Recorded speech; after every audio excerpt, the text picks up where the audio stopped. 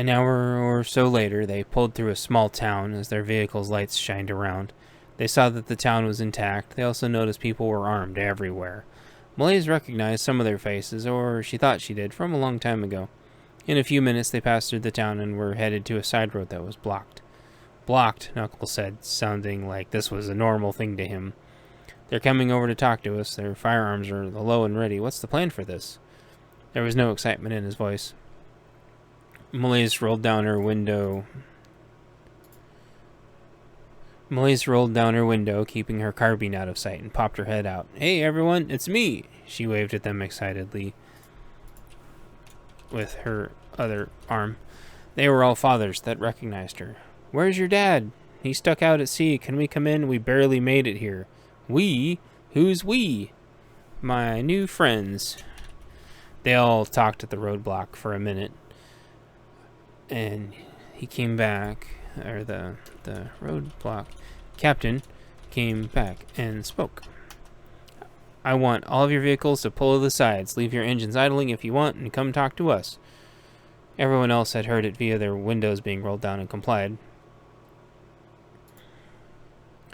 Malaise slung her carbine, then hopped out and ran to them to give them a big hug. She hadn't seen them in so long. A few nodded to the carbine, but nobody said anything, as if it was to be expected, being her father's daughter. What in the heck have you gotten yourself into, girl?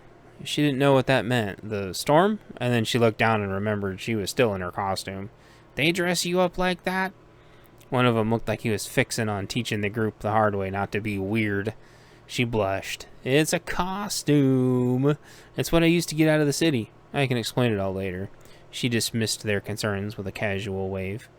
The rest of the crew jumped out of their vehicles, some going to trees, since it had been a long time since the rest in semi-safety. Tom got out and recognized some of them from the store nearby. So they pulled aside and started chatterboxing about what happened in the city.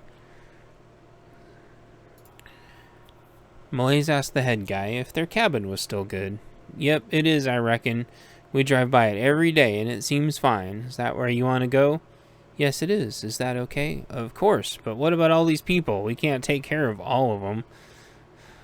The guard looked at them and turned to look at his friends like, how would we get rid of all these Vikings if they decided to stay? The guy shrugged back at him. The heathens had all got done with their business and were starting to come check out the roadblock. A few stayed with the cars naturally. Knuckles stepped in and said he wasn't staying. He had to go home to be with his wife. He checked his messages, and she'd basically told him that if he wasn't home by 6 a.m., she was leaving without him for the next part of their own personal bug-out plan. Tom wanted to get back to his place as well, but he had an idea. While the lead guy talked to Malaise some more, Tom took his friend to the back of the truck. Behind them, all the happy Vikings were sharing their stories to each other about the fight they had. Each of them had slightly different retelling, and they were enjoying linking all the pieces together. Tom opened the back of his truck and showed his friend the stash. Hey, would a few of these make it easier for you? The friend's mouth dropped. Tom said, You like ARs or AKs? His friend didn't know what to say. They were only out with hunting rifles. Oh man, I don't know. What do you think? We better go with the AKs. You have a little heavier round out here in the bush, Tom mused. He picked out 2 AKs and checked them for function. Everything seemed good. He handed them both to his friend and grabbed 2 cases of ammo and a handful of mags. They both waddled back together, full of equipment. This stressed out Darcy to no end, seeing the scary guns all over again. They had some wooden furniture on them, so she thought maybe they were for hunting. She also thought they looked kind of like militia rifles, though. So Darcy decided to hop out of the truck to go be with Malaise. That way Malaise could explain what was going on. What do we do about yonder heathens? The leader asked, nodding towards the Viking-looking fellows. Knuckles responded, They need a place to stay for the night, then I think they want to head out in the morning. Luxon came over and confirmed, Could we get a place to stay tonight? The cars can stay here if you'll watch them. We'll leave no problem in the morning. He sounded as truthful as he could with his big genuine smile on his face. The barricade lead responded, Aye, we can watch over your vehicles for you. We got a spare barn. It's dry. How's that suit your fancy? Luxon responded happily, barn? Barn? What more could you ask for? All of Luxon's friends said barn to each other a bunch of times. Luxon went back to the car and got all of Malaise and Darcy's belongings out of the back. All of the heathens went back and shut off their vehicles to get their stuff for the night. The guys at the roadblock were looking at Darcy weird, and she remembered she was wearing her homeless suit still. It had kept her remarkably warm, being so many layers of clothes and a plastic bag for a hat. She responded to them timidly as she pointed to herself. It's a costume, guys. They all nodded and gave her a thumbs up. Sweet costumes, one said, realizing she was a young lady. They all let their guard down for a bit. After that, Knuckles dropped their gear off at their feet, figuring it'd be too heavy and not wanting to hurt them by handing the gear over. I've got to drop Tom off, then I've got to go. It has been a pleasure.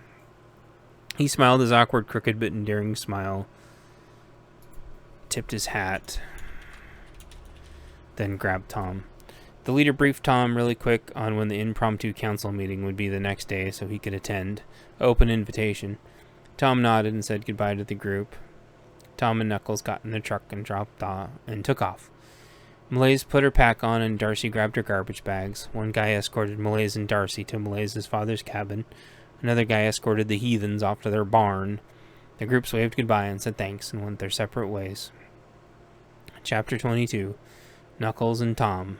Epilogue. Knuckles got Tom back to his place and helped unload the haul. As a reward and thanks for saving him, Knuckles got 2 ARs, some mags, and 2 cases of ammo. Knuckles was able to get home in time to sync up with his wife, and they bugged out together with his dog and kid into the safety of the hills. Chapter 23. Luxon Epilogue. Luxon and his band of merry folk crashed in the barn for the night. They got more permanently bandaged with help from a local who was a registered nurse. The hygiene pads from earlier meant they didn't have to blow through huge portions of their personal medical kits, which was good. Surviving was a marathon, not a sprint, after all. After everyone was medically taken care of, mead was dispersed, and good stories were shared. In the morning, they all headed their separate ways. Luxon in the coming weeks would be pivotal in helping complete more groups escape the violence. He had just enough fuel to get home, thanks to Malaise and Darcy's donations. Their epic battles together with Knuckles would be immortalized in song for all eternity. Chapter 24. Malaise, Darcy Epilogue. Malaise and Darcy got to the cabin okay. No new messages on Malaise's phone, so she shut it off. There were no bars here anyway, and she imagined the emergency power on the cell phone towers was all gone. Hopefully her dad was okay. He'd at least know where she was supposed to be. Malaise was finally able to loosen the buckles on her suit a bit to let her body breathe, and Darcy got changed into more normal baggy clothes. They got a fire going and everything was okay. There was plenty of food stored in the cabin, and the community there took good care of Malaise and Darcy. They were far away from all the problems. Chapter 25. End of story time. Classroom Stronghold. 3 years after the collapse. The kids had some lunch and then continued on enjoying the story and took some naps, which I didn't really mind. Hopefully they wouldn't blab about it too much. Kids needed to take their naps if they were tired. Some kids had questions about the story, asking me what certain words meant. I always clarified them. One of the children asked if that's how it really happened. I told him there was a lot more swearing, but that's about it. He nodded in understanding. I also clarified that the construction detour they went on led over a bridge that was closed. That's how they were able to get across the gridlock. Most of the southern part of the city was clear, due to everyone being stuck on the north half. Crime wasn't as bad, because that's where law enforcement had been briefly holding. State Patrol West and East precincts were all on that side of the river. They held crime down for a few hours into the night before dissolving into groups with their families and friends and getting out of town as well. A few wanted to know why exactly the power went out. Was it the storm or something else? I told them I'd let them know in a future story, and they collectively groaned. Some asked what happened to Malaise's father. I reminded them that was covered in a different story about the luxury ship. That perked a few of them up that were clever and attentive enough to figure out how the two stories intertwined. Maybe that'd get them to pay more attention in realizing the stories intertwined. One of the kids was very skeptical and didn't really believe there were Vikings and a plague doctor walking around a big city fighting ninjas with a knuckles guy. I told the class they weren't really exactly Vikings, but it was for simplicity's sake. They were good and helpful Vikings and excellent allies of ours. The children still seemed skeptical. I pointed to the shield that little Miss Bold had and said, "Where do you think that shield came from?"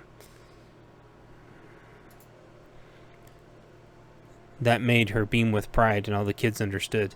On the inside, it had Luxon's crafting signed and emblazoned.